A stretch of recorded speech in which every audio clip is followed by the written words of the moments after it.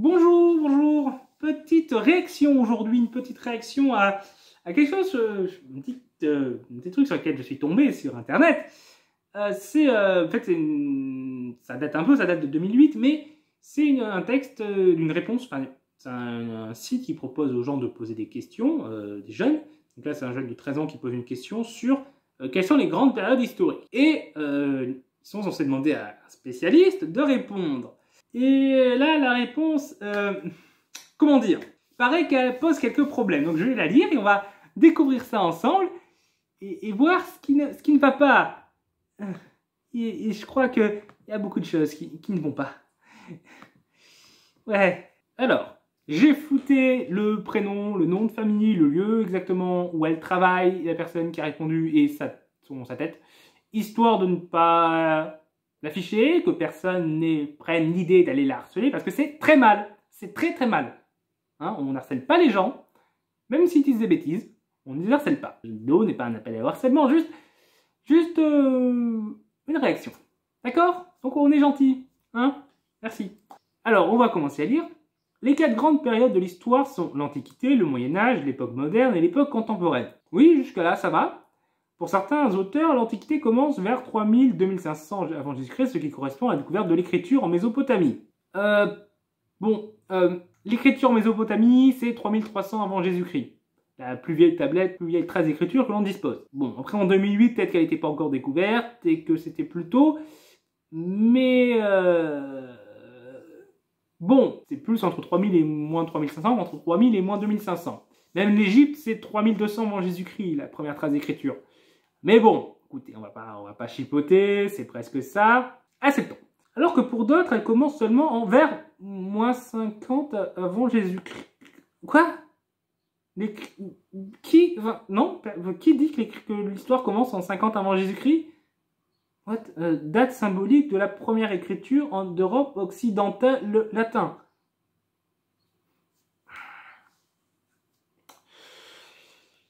Par quoi commencer?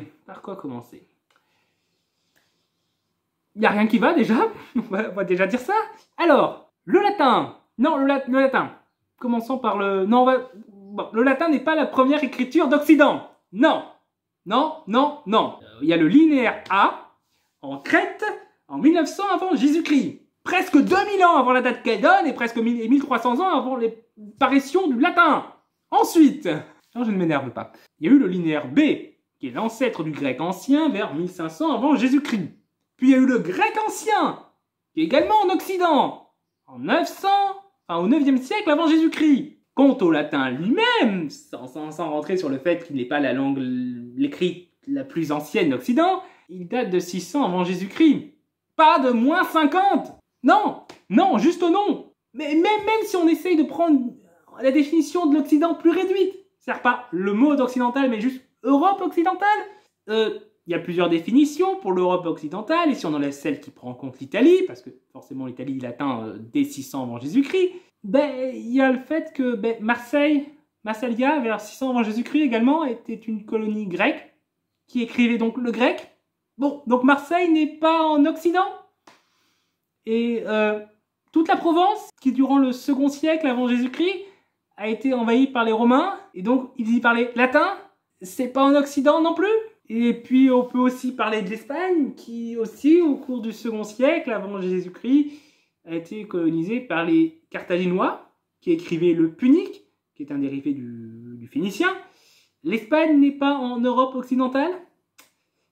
Il est tout petit l'Occident, hein, si on considère qu'il n'y a pas eu d'écrit avant 50 avant Jésus-Christ et la conquête romaine, par exemple de la Gaule. Du coup, oui, la Gaule provençale était déjà romaine, et que même si les Gaulois n'avaient pas d'écriture, ça ne veut pas dire qu'ils ne savaient pas ce que c'était que l'écriture. Il y avait certains Gaulois qui pouvaient connaître un peu le latin ou le grec, ils étaient en contact avec les Grecs et les Romains, ils commerçaient avec, et ce qui fait que même si ces peuples n'avaient pas d'écriture, on considère quand même qu'ils font partie de l'histoire. Parce qu'ils sont en contact avec des peuples qui sont dans l'histoire, on les étudie en histoire, on est obligé de les étudier en histoire. Parce qu'ils sont en contact avec eux, ils sont parfois en guerre ou en commerce avec eux. Donc, on est obligé de parler d'eux en histoire. Aucun historien ne considère que l'histoire commence en 50 avant Jésus-Christ. La majorité de l'Antiquité, c'est avant cette date. Non, juste non. Après, je sais pas, peut-être que pour les personnes qui en archéologie et préhistoire, et peut-être que dans ce cas-là, en préhistoire, ils étudient également les peuples qui n'avaient pas l'écriture, même après 3000 avant Jésus-Christ, peut-être. Je ne suis pas préhistorien, je ne sais pas ce qu'ils étudient exactement, mais c'est possible, et ça serait cohérent également. Mais dans ce cas-là, ce qu'elle est censée donner, c'est une réponse d'historien, puisque c'est une question sur l'histoire, sur les périodes historiques, donc elle est censée donner une réponse sur les périodes pour les historiens, pas pour les préhistoriens. Et si elle ne sait pas pour les périodes historiennes, dans l'idéal, ça aurait été demandé à un historien, parce que c'est une question sur l'histoire. Et puis même, juste quelques recherches, tu vois déjà que ça va pas. Non, ça ne va pas. Là, je suis désolé, ça ne va pas. Il y a rien qui va dans ce premier paragraphe. Rien du tout, nada. Bon, voilà, ils auraient mieux fait de faire appel à un historien sur qui c'est sa spécialité et pas quelqu'un dont c'est pas le domaine d'étude. Mais bon, continuons de lire. La période qui suit le Moyen-Âge se situe entre la fin de l'Empire romain en 479, c'est 476. Même la fin de la date de l'Empire romain est pas bonne. C'est peut-être une faute de frappe, peut-être.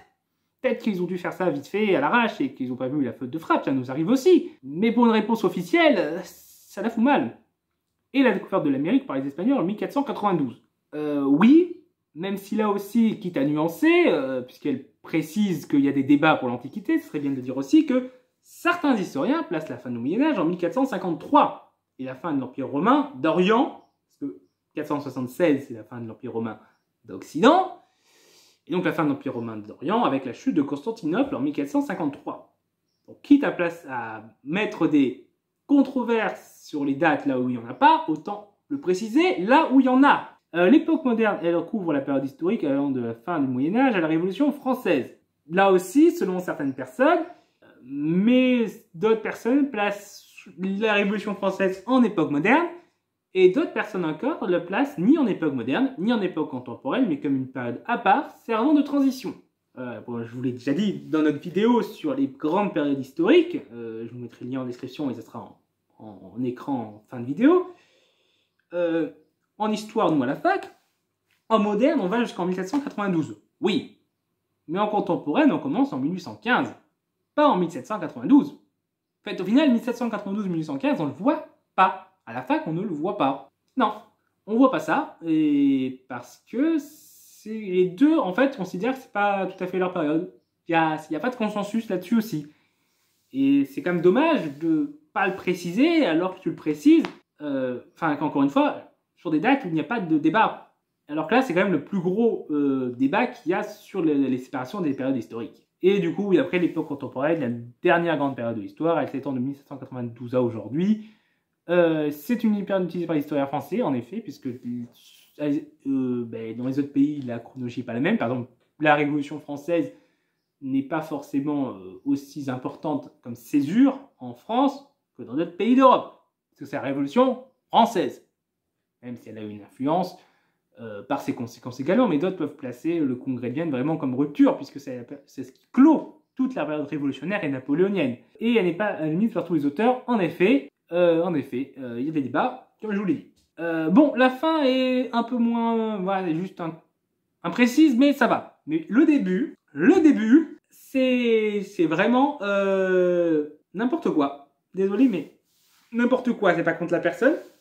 Je sais pas dans quel contexte elle a dû le faire, ça se trouve on lui a donné 10 minutes pour répondre et elle a dû faire un truc à l'arrache. Mais voilà, quand j'ai lu ça, j'ai pas pu m'empêcher de me dire non, juste non.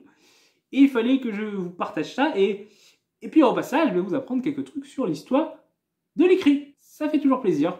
Et puis voilà. Mais écoutez, c'est terminé pour cette vidéo, pour cette réaction. On va pas rester plus, il n'y a pas besoin de rester plus longtemps là-dessus. J'espère que ça vous a quand même intéressé. Si c'est le cas, pouce bleu, partage, commentaire. Et puis vous pouvez vous abonner pour ne pas rater les prochaines vidéos. Au revoir tout le monde.